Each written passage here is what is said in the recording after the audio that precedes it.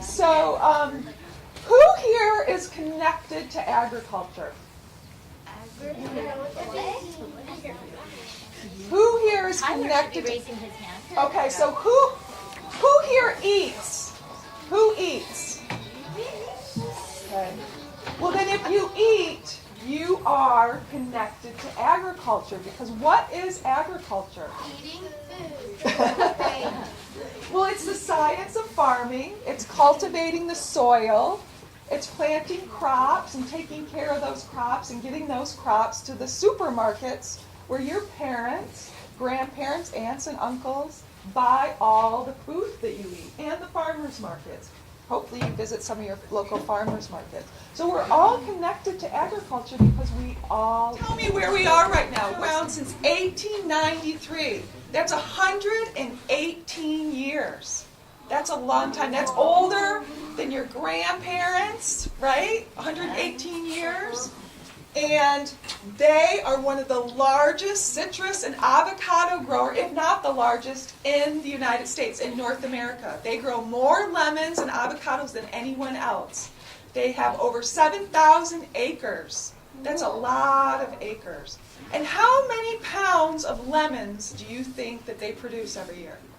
How many pounds? 1 million. More.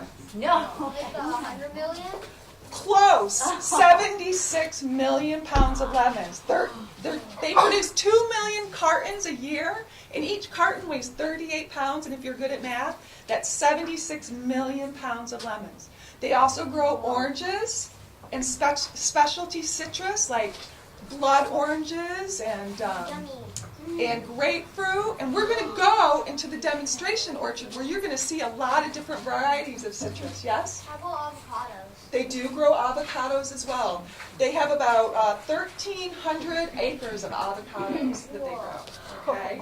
So today we are going to visit 3 places. We're going to go to the solar orchard, and you're going to learn about how solar energy is made and how that electricity that they make at the solar orchard supplies electricity for their packing house and their underground storage, because all those lemons, Vons and Albertsons and Ralph, they can't buy all those lemons at once. So they have to store them in one of the biggest refrigerators that you'll ever see. So we're going to go underground, which is the refrigerator's underground. So we're going to go to the packing house. We're going to see that. So, okay, then the next stop is the packing house, where you are going to see the journey of a lemon. And Pat, every time I say that, I think of you, Pat, because she's like, we've got to talk about the journey of a lemon. Because so many people think you pick it, it gets put in a box, and then it ends up at your grocery store. But no, the journey of a lemon starts out in the field, but wait till you get to the packing house. Then you're really going to learn all the different phases that a lemon has to go through before you see it at the grocery store. And everybody loves that because you're going to see lemons on conveyor belts going everywhere. Yes, Rhett? Last year, we went to a packing house for Ojai Pixies and we watched all the oranges. Ojai Pixies? Did you go to Friends Ranch? I know Emily Thatcher. So then the third stop is we're going to go over to the demonstration orchard, which is... It's raining. It's raining. I saw drops on the bridge. A little rain isn't going to hurt us. So we're going to go to the demonstration orchard where you're going to pick your own fruit, and we're going to learn about good bugs and good soil and about the picking of lemons and so on. So we're going to, before we do that, we want to give you the most attention we can, so we're going to split you up into 2 groups. I'm going to take one group with me, and Pat is going to take the other group. And I have our hair nets. When you go into the packing house, anytime you go into a place that has food, have you ever seen chefs? They have to wear hats. We have to wear a hairnet, okay? So we're going to split these up.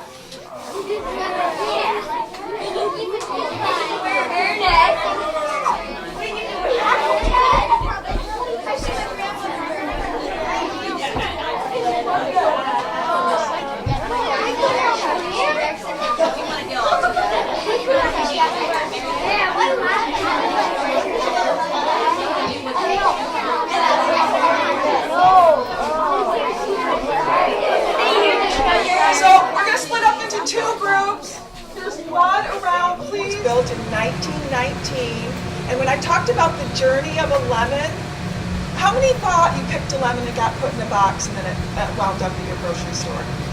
That's what I thought too. I mean, I thought that it was that simple, but it doesn't happen that way. A lemon comes in, and that's considered phase 1, and it gets received and it gets cleaned. Lemons get cleaned, and we're going to see that. And then the fruit goes through several inspections. And then how many of you thought a lemon was one color yellow? I thought that too. They have two colors, green and yellow, right? Maybe? Yeah. But they have a 5-color separation. Orange? No, they have, One orange. you'll see this machine that is going to take pictures of the lemons and determine really quickly, like in seconds, what color it is and which box it should go into. So there's tree ripe, there's ones that have a little bit of silver, the ones that have a little bit of green, and they're called B silver. Then there's A silver, which has a green, more green, and then there's light green, and then there's dark green. And the dark green ones are stored up to 3 months, okay? And then they go into the cold storage, and when I get down there, we'll talk more about the cold storage. I can't talk in there because it's so loud with all the machines. That's why I'm talking to you out here. And then it gets graded and packed. So what is a good grade for you? What's a good grade at school? What's a good grade? A what? We do 4, 3, 2, 1. Oh, okay. Well, in my day, we had an A, B, or a C.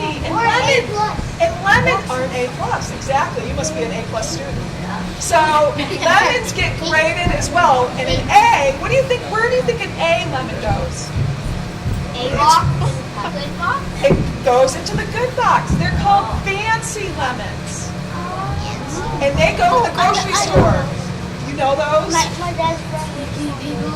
You know which lemons are the fancy ones? That's impressive. And those are called this. You're going to see when you go in there, all the boxes have really cool pictures on them. Some have Santa Claus. Some have Paula. Some have. And who's familiar with hot dog on a stick? Yeah.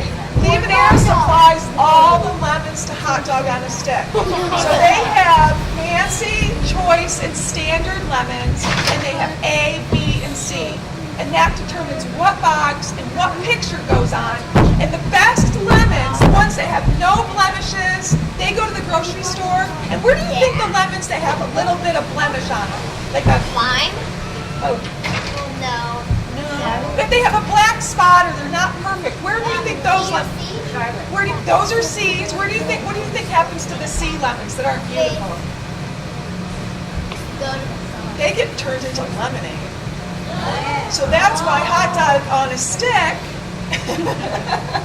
takes all of the C lemons. And they get turned into lemonade, and that's the lemonade that you drink. All the lemonade you drink comes from Limonaire. Okay? Yes? Why does the box have a lemonade on it then? I'm not sure. What do you mean? Which box? The box that takes the bag lemon. Oh, the C box. Well, I'm going to show you all the boxes, all the packing labels. So we'll get to that. And so then they get shipped out. Okay, they get stored and then they get shipped to all over the world. Because remember, how many pounds of lemons did we say that they make? They produce here how many pounds? 76 million. Good memory. And is that enough for us to eat here in Ventura County? So not only is that enough for us to eat, but Limonaire ships lemon all over the state, all over the United States, and they ship lemons as far as Japan. Okay? So our county produces enough agriculture. This is only one example. Our county produces enough agriculture to feed other people in other parts of the world. Is that important? Yeah. Our land is so valuable and it's so important that we're able to feed people all over the world. And yes, that is very, very important. It doesn't get more important than that. To feed us and to feed other people. Okay, are you ready to go into the packing house? Okay. And we're going to be really good listeners. They all have to do it. Maya, how are you going to feel?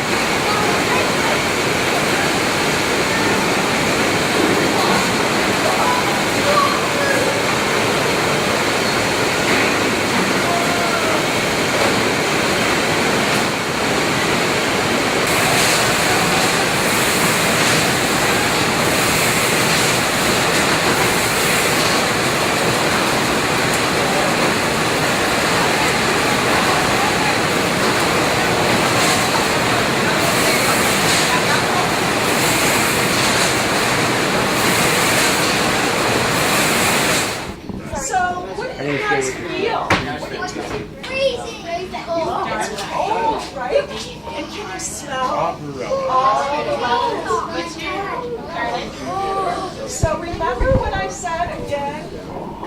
So we just saw phase 1, where it's the receiving, where they get washed. Then phase 2 is the color separation. And phase 3 is the storage. And this is where all the lemons get stored before they go out to the customers like Vaughn's and Albertsons, okay? So I said, how many pounds? I'm gonna keep, how many pounds of lemons does the Oh, company- 75. 76 So that's a lot of lemons, right? So they have to store those lemons here in this big refrigerator before they get shipped to customers. And they get shipped, they get stored based on how their color, right? So green lemons, are those ripe? Are green lemons ripe? No. No, but didn't we see some of those lemons were a little bit green? So those get stored longer than the ones that were bright yellow, okay? And so look at these, let's look at these. So on here, on this, these are going to be all the same size and all the same color. And they have, what color is this? Silver. A silver, right? So A silver is a little bit of green, and they do have a little bit of green on them. They look, see, there's a little bit of green. And so Neiman knows exactly where these came from out in the field, and then when a customer orders a certain kind of lemon, they know what lemon to ship them. Yes? We're in a refrigerator. Well, I like to call it a refrigerator. It's called cold, efficient, underground storage. And why do they think why do you think they call it efficient? Because it's underground. Because it saves space, and I also have Well, it's efficient because it's underground, and anything that's underground is going to be colder than if it was up there. So when it's 100 degrees outside, this is going to stay colder. And what temperature do you think it is in here? like 50, 40 and below. 50. It's 52 degrees. That was a good guess. It's 52 degrees, okay? What's your How much people go out and pick the lemons? I don't know. I know 1 million. 240 workers work here in Santa Paula, but I don't know if that includes the lemons. You're asking me some good questions that I don't know. Someone just asked me how many acres this is, and if I had to guess, I would say at least 3 or 4 acres, which is a big, yeah. I don't know what the square footage. I'll find that out. That's a really good question. I just know, I mean, if you look all the way down there, you look all the way down here, kids love to come down here too during Halloween. They're like, this is so spooky. Yes? You are going to get a lemon to take home. Yay! You get to... We're going to have this one here. This is Cryptolaemus ladybug. I won't give you the history of where we were and how we did all that when our great-great-great-grandfather started it, but I'll pass these out here. Don't shake them. Just look at them and pass them to the back. Remember, showtime in school, you got to share it with everybody. All right? Any of the parents that want any propaganda, we have it right here. Okay? It just tells you what we raise. Okay? Okay? So while you're looking at it, let me just tell you a few things about it. That is our beneficial insect that we started the insectary back in 1928. That's when we were incorporated by our growers. Okay? The one thing that I like to tell all of my friends is that when the insectary was started, even today, we are a non-profit co-op. We get no money from the state, the cities, the county, and the big boy, we do not get any money at all from the federal government. It's all the money from the growers. Laminera, Mary Vanoni, who is a rancher, all those people, everybody, all of our ranchers, they pay for everything. They pay our salaries, they pay for everything. And I'll tell you what I just said to the other group here. I remember because I love Jim Sharp. Jim Sharp was one of the best presidents that we've ever had. And Jim told me one day, he said, Bill, the reason we do this, number one, we definitely want to sell our fruit. But we want to sell the best fruit in the world. In the world. You know, I want people to eat it, enjoy it. He says, I want it to be free of pesticides. and all the bugs and everything. And he said, that's your job, is to go out there and make sure the fruit's clean. And so what we do, I just told him one day, I said, well, what we do at the insect is like we have a huge beauty parlor. And what they do, it just goes out and cleans everything off the fruit and off the leaves. You know, you've got the curly leaves. We put out more Aphytis melanus red scale parasites. I showed the kids earlier. Let me show you real quick. Let me have that cup up to explain this to you here. All right, what I'm talking about here is the Aphytis melanus. There's 44,000 of these per cup. 44,000. If I put one in there, you wouldn't find it. The girls wanted to know a while ago, so just watch what I do here. I'm going to take off the lid. See, there's just thousands upon thousands. You see that picture right there? See, now they're moving away too. See them? They're all moving. I'm going to go put on a tree now. So what I do when we go out to release them, we walk over to the tree here. They're on the tree now. Okay? Aren't they bad? Well, they're right here. See here? Oh. Are these They're all over that tree. These are good bugs. These are all the good bugs. Remember, we do our thing at the county fair, the good bugs against the bad bugs, and these are the good ones. So that's what we do. When they finish with this tree, they will move to another tree, and then another tree, and another tree. Oh, I'm sorry. Isn't that exciting? So now, the thing of it is, we've got it worked out mathematically wise that we put out 175 of these per quarter on every tree in Ventura County. Don't shake them. Believe it. They fly. We raise 1 billion. So when I don't go to every tree. We try to go to lots of them. You can't. There's no way possible. So, but when we release them, this will take care of this tree, and they'll just start flying all over the whole orchard. So that's a good thing. When God made the insects, He made them so they would move. So anyway, okay? I guess we can like it. And if you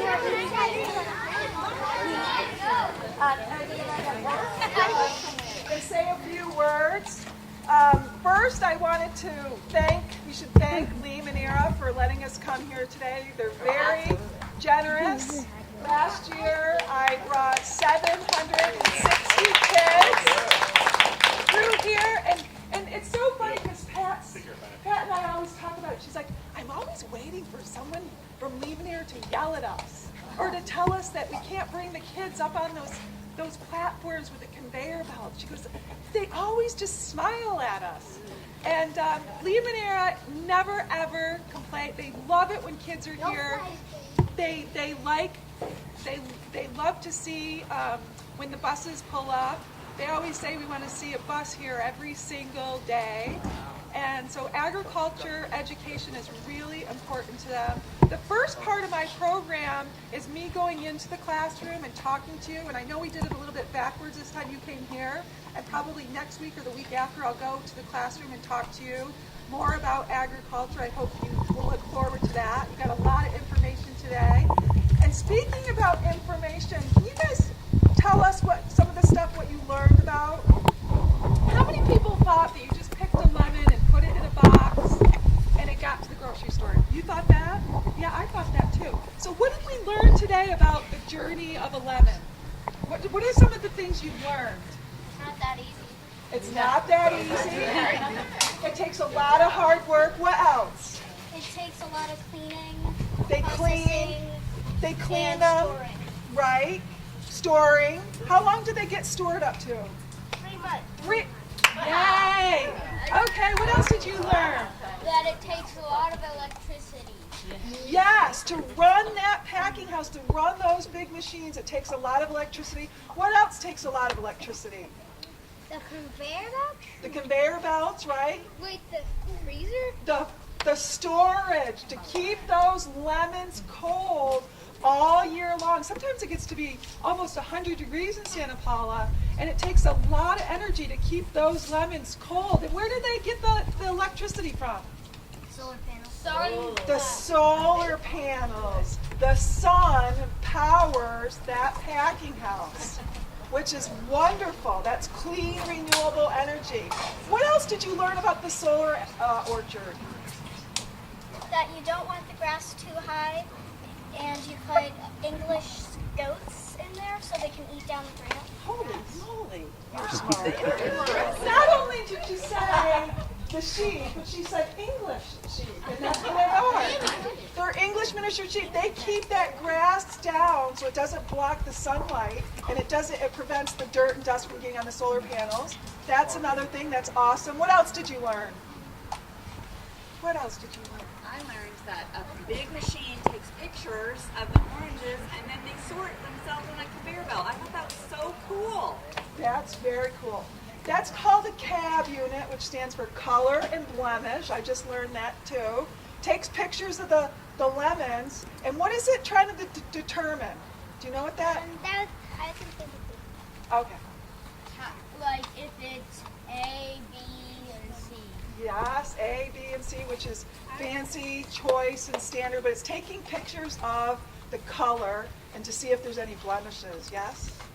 They make a little wax coat around the lemons so they're more protection. Yeah, is that when they do the ash? No, when you come up the stairs, there's that room you see with like the strips of plastic. That's where the wax is put on. That big container. Yeah, okay. I learned that people don't like hairy lemons. They don't like hairy lemons? Yeah. Because that means probably they're moldy, and we don't want to eat moldy lemons, yes? I learned that there are a lot Oh, hair, from our hair. That's why we wear the hair nets, yes. Exactly. Yes. How the lemons come out of the building and they go into a thing where it's like all bad lemons. At least like They get rid of the bad old lemons, yes. They make sure that no lemons get shipped out of here that are bad, yes. I learned that there are a lot of generous people out there who do a lot of hard work here. Thank you. Yeah, that's a really important part of this program for me because my father's a farmer and he worked really, really hard, and that's such an important part for me to educate you on is the way the lemons are picked today is the way they were picked years and years ago, and it's all done by hand. And we need to thank our workers who do that for us. They do all the planting, all the picking, they take care of the plants, they work really hard. Every time you sit down to, like the salad today, that just didn't end up here. Someone had to plant that and grow it and take care of it and water it, and then they pick it, and then it comes here. So every time you see a plate of food, a lot of hands touch that food to get it to us. So that's really important. So thank you, Rhett. Anything else?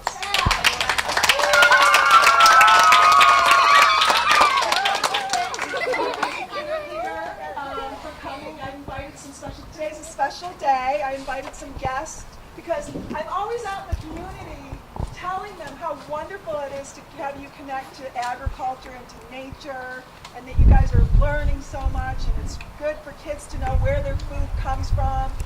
And I wanted them to see it firsthand, so they were able to see it firsthand today. So that's important.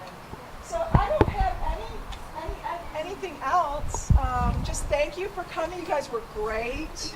You guys were really good. And did you have fun? Yeah. Good.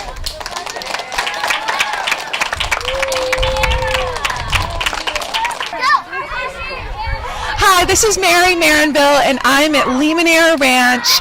It's a beautiful, beautiful day here, and I just finished up with a field trip with 31 kids from San Antonio School in Ojai, and I just wanted to thank Bob Allen and KADY TV for supporting this program, because I'm here with the kids, but I'm able to reach even more people through KADY-TV, because you guys film this and you send it out throughout Ventura County, and this is what's best about Ventura County. So thank you, KADY-TV. Thank you. Did I meet you last year? Didn't I come to the school? Yeah. Give me a handshake. Nice to meet you. Nice to see you again. No, it was amazing.